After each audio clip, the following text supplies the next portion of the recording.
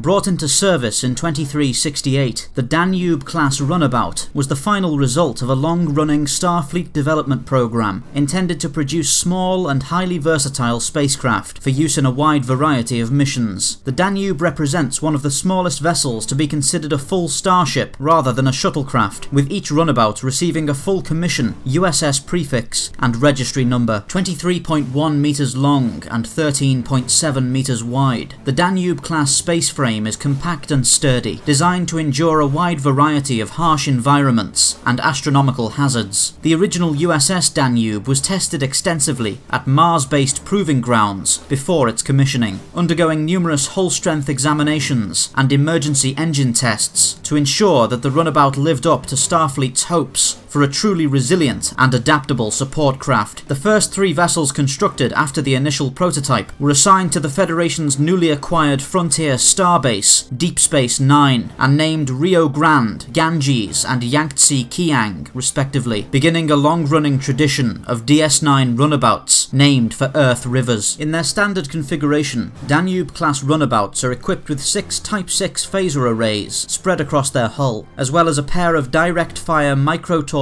tubes built into the vessel's prow. The dorsal aft of a Danube runabout features a pair of connective clamps that can be used to house one of a number of mission-specific equipment modules. The available modules include a powerful sensor pod, a high-yield communications array, a medium-sized cargo capsule, and a Starship-grade torpedo launcher capable of loading 4 photon or quantum torpedoes. The aft internal compartments of a Danube-class runabout can also be interchanged to suit different mission parameters, allowing the ship to install additional cargo bays, living quarters, research labs, or reconnaissance equipment. The cockpit of the small vessel is functional and intuitive, featuring a pair of helm and navigation stations, 2 reprogrammable support stations, and a central transporter pad. In case of an emergency, fire safety equipment is mounted to the cockpit bulkheads, and compartments in the runabout's deck provide easy access to the main computer's isolinear circuitry, allowing the crew to perform field maintenance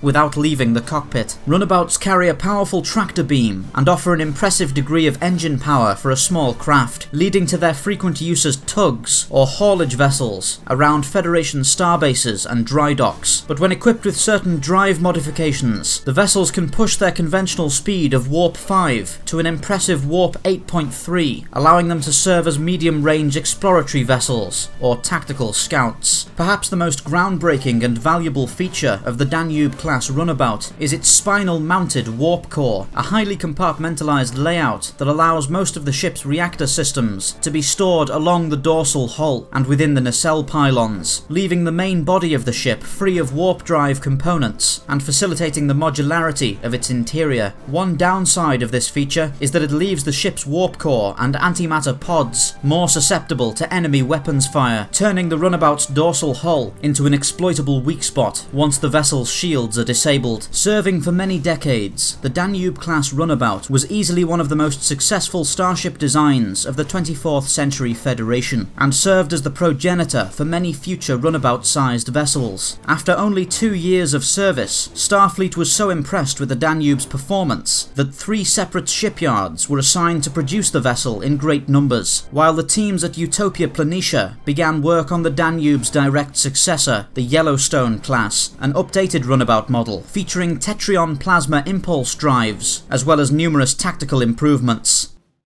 Thank you for watching Spacedock. Please remember to like, subscribe and share for more science fiction spacecraft summaries. If you enjoy the channel, why not consider pledging your support on Patreon? For just $1 a month, you'll be able to access the Spacedock schedule to see what's coming up.